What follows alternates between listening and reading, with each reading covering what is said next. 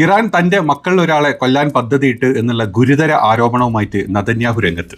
അത് ശരി, ഇത് ഗുരുതര ആരോപണമൊക്കെ ഇടും. അതായത് ലോകത്തിലെ ലക്ഷക്കണക്കിന് ആളുകളെ കൊന്നു തീർത്ത് കഴിഞ്ഞു ആര്? നെതന്യാഹു.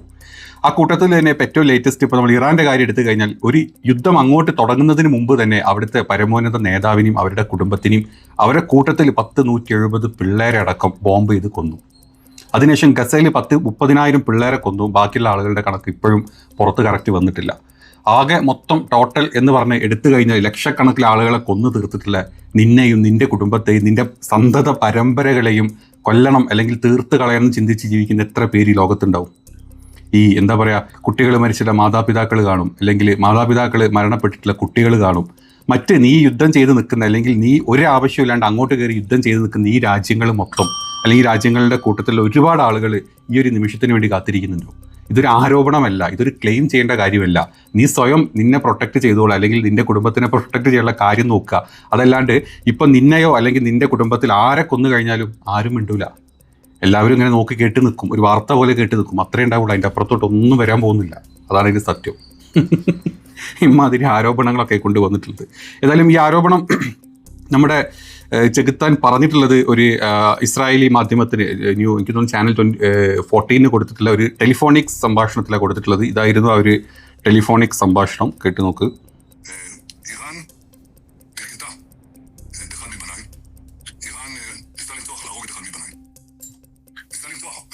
זה מידע מודיעיני שהודח לכם על השולחן? איראן ניסתה לרצוח את אחד מבניי. אוקיי. ולכן ההבטחה הזאת היא לא מטרות. זה דבר שבלעדי זה פשוט יצליחו בזה. ואני חושב שכל אחד מבין את זה, ואנשים צריכים להתאפק גם במהלך מערכת בחירות. അപ്പോൾ ഇങ്ങനെയൊക്കെയാണ് കാര്യങ്ങൾ നടക്കുന്നത്. ഇന്ന് മുതൽ ഇറാനെതിരെയുള്ള സാമ്പത്തിക ഉപരോധങ്ങൾ അമേരിക്ക മാക്സിമത്തിൽ ട്രൈ ചെയ്യാണ്. നമ്മുടെ പ്രസിഡന്റ് ഇന്നലെ വന്ന്, അമേരിക്കൻ ട്രഷറി സെക്രട്ടറി ഇന്നലെ വന്ന് പറഞ്ഞിട്ടുണ്ടായിരുന്നു. അതായത് എന്തൊക്കെ ചെയ്ത് നോക്കിയിട്ടും നടക്കുന്നില്ല. അവസാന കൈ, ഇനി ഇതും കൂടെ നടന്നിട്ടില്ലെങ്കിൽ എന്ത് സംഭവിക്കും സത്യം പറഞ്ഞാൽ അമേരിക്കക്ക് പോലും അറിയില്ല. അതല്ലെങ്കിൽ അമേരിക്കനെ സപ്പോർട്ട് ചെയ്ത് നിൽക്കുന്ന രാജ്യങ്ങൾക്ക് പോലും അറിയില്ല ഇനി എന്താണ് നെക്സ്റ്റ് സ്റ്റെപ്പ് എന്നുള്ളത്. കാരണം സൈനിക നടപടികളെല്ലാം മാക്സിമം എടുത്ത് നോക്കിയിട്ടും ഒന്നും മുന്നോട്ട് പോകുന്നില്ല. ഇനി ഇത് മാത്രമേ ഞങ്ങളുടെ കയ്യിൽ ബാക്കിയുള്ളൂ. അത് തന്നെ ഓൾറെഡി ഒരു 10-40 വർഷമായിട്ട് അത് 90% അങ്ങനെയൊക്കെ തന്നെയാണ്. ഇനിയിപ്പം നെക്സ്റ്റ് ലെവലിലോട്ട് എന്ന് പറഞ്ഞു കഴിഞ്ഞാൽ ഇറാൻ അത് പ്രിപ്പയർഡ് ആണെന്നാണ് ഇറാൻ ഇപ്പം വന്ന് പറഞ്ഞിട്ടുള്ളത്. ഇറാൻ്റെ വിദേശകാര്യ മന്ത്രിയല്ല, ഇറാൻ്റെ ധനകാര്യമന്ത്രി സയ്യിദ് മദനി സാദെ ഇന്നലെ ടെഹ്റാൻ മാധ്യമങ്ങളോട് ഒരു കാര്യം പറഞ്ഞിട്ടുണ്ട്. പുള്ളിയായിട്ടുള്ളൊരു ഇൻ്റർവ്യൂ ആയിരുന്നു, അതിൻ്റെ അഭിമുഖമായിരുന്നു. അതിൽ പറഞ്ഞിട്ടുള്ളത് ഇത് ഞങ്ങൾ ഓൾറെഡി മുൻകൂട്ടി കണ്ടതാണ്. അതായത് ഇത് എപ്പം പ്രഖ്യാപിക്കും എന്നുള്ളത് മാത്രമായിരുന്നു ഞങ്ങൾ വെയിറ്റ് ചെയ്തിരുന്നത്. കാരണം ഞങ്ങളുടെ സമ്പദ് വ്യവസ്ഥ ഓൾറെഡി തകർന്നൊരു സമ്പദ് വ്യവസ്ഥയാണ്, അല്ലെങ്കിൽ തകർത്ത് കളഞ്ഞിട്ടുള്ള സമ്പദ് വ്യവസ്ഥയാണ്. കഴിഞ്ഞ കുറേ കാലങ്ങളായിട്ട് ഉപരോധങ്ങൾ തന്നിട്ട് തകർത്ത് കളഞ്ഞിട്ട് ഞങ്ങൾ അവിടെ നിന്നാണ് എഴുന്നേറ്റത് ഇപ്പോഴും ഇങ്ങനെ നിൽക്കുന്നത്. ഇപ്പോഴും അമേരിക്കനെയും ഇസ്രായേലിനെയും മറ്റ് ഗൾഫ് രാജ്യങ്ങളെയൊക്കെ അങ്ങോട്ട് യുദ്ധം ചെയ്ത് അടിച്ച് ഒരു റെജീം ഇഷ്യൂ ഇല്ലാണ്ട് ഒരു ആഭ്യന്തര പ്രശ്നം മൊസാദ് ഉണ്ടാക്കാൻ നോക്കിയിട്ട് അതുപോലും പരാജയപ്പെടുത്തിയിട്ട് ഞങ്ങൾ ഇവിടെ നിൽക്കുന്നുണ്ടെങ്കിൽ ഞങ്ങളിതൊക്കെ മുൻകൂട്ടി കണ്ടതാണ്. ഒരു 50 വർഷം, ഇന്നലെ മറ്റൊരു നേതാവ് പറഞ്ഞ പോലെ ഒരു 50 വർഷത്തേക്കുള്ള യുദ്ധം ഞങ്ങൾ പ്ലാൻ ചെയ്ത് അതിനുള്ള സാധനങ്ങൾ ഞങ്ങൾ റെഡിയാക്കി വെച്ചിട്ടുണ്ട്. അതുപോലെ തന്നെ ഈ ഒരു സാമ്പത്തിക ഉപരോധം ഇനിയും കടുപ്പിക്കും ഞങ്ങൾക്ക് അറിയുന്നത് കൊണ്ട് തന്നെ 2 വർഷത്തേക്ക്, ഇവിടുന്ന് അങ്ങോട്ടുള്ള 2 വർഷത്തേക്ക് ധനകാര്യം എങ്ങനെ കൈകാര്യം ചെയ്യണം എന്നുള്ള പ്ലാൻ, 2 ഇയർ പ്ലാൻ ഞങ്ങൾ ഓൾറെഡി ഉണ്ടാക്കിയിട്ടുണ്ട്. അത് 2 വർഷത്തെ തന്ത്രപ്രധാനമായിട്ടുള്ള പദ്ധതികൾ ഞങ്ങൾ ഓൾറെഡി ഉണ്ടാക്കിയിട്ടുണ്ട്. സാമ്പത്തിക നിയന്ത്രണങ്ങളെയും മറ്റ് ബുദ്ധിമുട്ടുകളെയും പ്രതിരോധിക്കാൻ ഇറാൻ സർക്കാർ പ്രത്യേക കരുതലുകൾ 2 ഇയർ പ്ലാൻ നേരത്തെ തന്നെ തയ്യാറാക്കിയിട്ടുണ്ട്. അതുമാത്രമല്ല, അന്താരാഷ്ട്ര തലത്തിൽ അമേരിക്കയുടെ സാമ്പത്തിക മേധാവിത്വവും ഏകപക്ഷീയമായിട്ടുള്ള തീരുമാനങ്ങളും ഇനി അവസാനിച്ചുവെന്നും, അതുപോലെ തന്നെ റഷ്യ, ചൈന ഇവരാണ് ഞങ്ങളുടെ ഏറ്റവും വലിയ ട്രേഡ് പാർട്ട്നേഴ്സ്.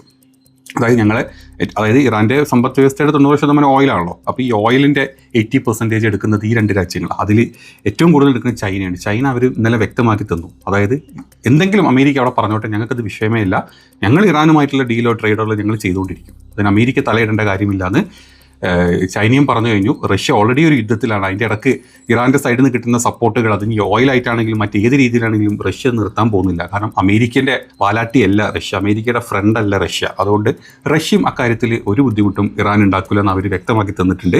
ഈ 2 സാമ്പത്തിക ശക്തികളിൽ ഞങ്ങളുമായിട്ട് ട്രേഡ് നടത്തുന്ന ഈ 2 ആളുകൾ ഞങ്ങളുടെ കൂടെ നിൽക്കാം എന്ന് പറഞ്ഞിട്ടുണ്ട്. ഇനി മറ്റ് രാജ്യങ്ങളിൽ നിന്നില്ല എന്നുള്ളതല്ല, മറ്റ് രാജ്യങ്ങൾ നിന്നിട്ടില്ല, ഗൾഫ് രാജ്യങ്ങളൊക്കെ ഇവർക്ക് വേണ്ടിയിട്ട് പണിയെടുക്കുകയാണെങ്കിൽ അത് ഞങ്ങൾ യുദ്ധത്തിലൂടെ കൈകാര്യം ചെയ്തോളാമെന്നും കൂടെ ഇന്നലെ ഈ ഒരു അഭിമുഖത്തിൽ പുള്ളി വളരെ വ്യക്തമായിട്ട് പറഞ്ഞു കഴിഞ്ഞിട്ടുണ്ട്. ഇനി ഇതേ സമയത്ത് തന്നെയാണ് പാകിസ്ഥാൻ പ്രതിനിധി അസീം മുനീറും ബാക്കിയുള്ള ആളുകളും ഇറാനിലെത്തി. ഇന്നലെ ഇറാൻ്റെ പ്രതിനിധികളുമായിട്ടുള്ള ചർച്ച നടത്തി. ഓൾറെഡി ഇസ്ലാമാബാദ് കരാറുണ്ട്, ആ കരാർ വീണ്ടും വീണ്ടും ഒന്നും കൂടെ ഫ്രെയിം വർക്ക് ചെയ്യുന്നില്ല, സെയിം കരാർ തന്നെ ആക്റ്റീവ് ആക്കുക എന്നുള്ള വാർത്തകൾ ഇപ്പം പുറത്തോട്ട് വരുന്നുണ്ട്. അമേരിക്കയായിട്ട് കമ്മ്യൂണിക്കേറ്റ് ചെയ്യും, അല്ലെ അമേരിക്ക തന്നെയാണ് ഇവരെ അങ്ങോട്ട് വിട്ടത് എന്നുള്ള കാര്യം ഉറപ്പാണ്. മറ്റൊരു രീതിയിൽ ഇനി മുന്നോട്ട് പോകാൻ പറ്റാത്തതുകൊണ്ട് അമേരിക്ക തന്നെ അങ്ങോട്ട് വിട്ടിട്ടുള്ളത്. അപ്പോൾ ഈ കരാർ പോസിറ്റീവാണ്. ഈ കരാർ ഇന്നലെ സംസാരിച്ചിട്ടുള്ള കാര്യങ്ങൾ വെച്ചിട്ട് ഈ കരാർ വീണ്ടും ആക്ടിവേറ്റ് ചെയ്യും എന്നാണ് ഇപ്പം ടെഹ്റാൻ്റെ സൈഡിൽ നിന്നുള്ള പല മാധ്യമങ്ങളും പറഞ്ഞിട്ടുള്ളത്. ഇന്നലത്തെ ആ ഒരു മീറ്റിംഗ് ചർച്ച അല്ലെങ്കിൽ വിജയം കണ്ടു എന്നാണ് പറഞ്ഞിട്ടുള്ളത്. അപ്പോൾ ഇനി അമേരിക്ക ഏത് രീതിയിലാണ് അതിനെ സപ്പോർട്ട് ചെയ്യില്ലേ, അതല്ലെങ്കിൽ അമേരിക്ക ഇനി അതിൻ്റെ ഇടയിൽ കൂടെ ഇടങ്കോലിടോ നോക്കേണ്ടി വരും. കാരണം അമേരിക്കയും ഇറാനും സെറ്റായി കഴിഞ്ഞാലും ഇതിൻ്റെ ഇടയിൽ ഇടങ്കോലിടാനുള്ള ഒരേ ഒരു ചാൻസ് അത് ബെഞ്ചമിൻ നെതന്യാഹു തന്നെ ആയിരിക്കും. അതായത് എൻ്റെ മോനെ കൊല്ലാൻ വരുന്നേന്നും പറഞ്ഞ് നിൽക്കുന്ന ടീം തന്നെ ആയിരിക്കും. ഒരു പട്ടം കണ്ടാൽ പോലും പേടിക്കും എന്നല്ല പറഞ്ഞ പോലെ, പട്ടം കണ്ടു കഴിഞ്ഞാൽ പോലും ഗാസയിലെ പിള്ളേരെ വരെ ഞങ്ങൾ നോക്കി ഷൂട്ട് ചെയ്യും എന്നാണ്. അതും F-35 അങ്ങോട്ട് പോയി ബോംബ് ചെയ്യുന്നൊക്കെ നെതന്യാഹും കൂട്ടിരുന്നല്ല എന്ന് പറഞ്ഞത്. അത് റിലേറ്റ് ചെയ്തിട്ട് ഇന്നൊരു വീഡിയോ, ഗസയിലൊരു കുട്ടി അവിടെ ഉണ്ടാക്കി വെച്ചിട്ടുള്ള പട്ടങ്ങൾ പൊട്ടിച്ച് കളയുന്ന നെതന്യാഹുവിൻ്റെ തന്തക്കും തള്ളക്കും മക്കൾ പരമ്പരകൾക്കും തെറി പറഞ്ഞുകൊണ്ട്, അതല്ലെങ്കിൽ ഒരു പട്ടം പോലും പറത്താൻ ഞങ്ങളെ സമ്മതിക്കാതെ എന്നെ പോലത്തെ ചെകുത്താനോട് ചോദിച്ചുകൊണ്ട് ഒരു വീഡിയോ പുറത്തു വന്നിട്ടുണ്ട്. ഇതായിരുന്ന ഒരു വീഡിയോ, ഒരു കരഞ്ഞുകൊണ്ടൊരു കുട്ടി പട്ടം കീറി കളയുന്നൊരു വീഡിയോ കണ്ട്.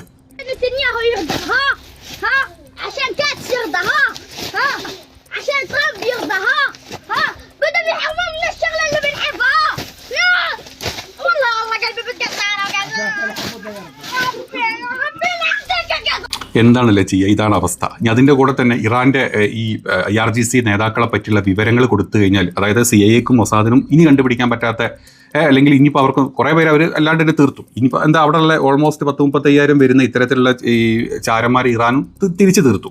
അപ്പോൾ ഇനി അവിടുന്ന് ഇത്രയും ആളുകളൊക്കെ ഇൻഫർമേഷൻസ് കൊടുക്കുന്ന, അവരെവിടെയാണ് എന്താണെന്ന് ഇൻഫർമേഷൻ കൊടുക്കുന്ന ആൾക്കാർക്ക് അമേരിക്കയുടെ US department of state diplomatic security service reward four justice എന്ന് പറഞ്ഞിട്ട് ഒരു പുതിയ പദ്ധതി കൊണ്ടുവന്നിട്ടുണ്ട്. $10 മില്യൺ ആണ് റിവാർഡ് പറഞ്ഞിട്ടുള്ളത് ഇവരെ പറ്റിയുള്ള ഡീറ്റെയിൽസ് കൊടുക്കുന്നവർക്ക്. ഇനി വേറെ ഓപ്ഷൻ ഇല്ല. ഇത്രയും കാലം ഞങ്ങളെ CIA ഞങ്ങൾ സെറ്റാക്കുമെന്ന് പറഞ്ഞിട്ടുള്ള ആർക്കും ഇനിയിപ്പം വരെ കണ്ടുപിടിക്കാൻ പറ്റാത്ത രീതിയിൽ ഇവരെ എവിടെയൊക്കെ മാഞ്ഞിരിക്കുന്നുണ്ട്.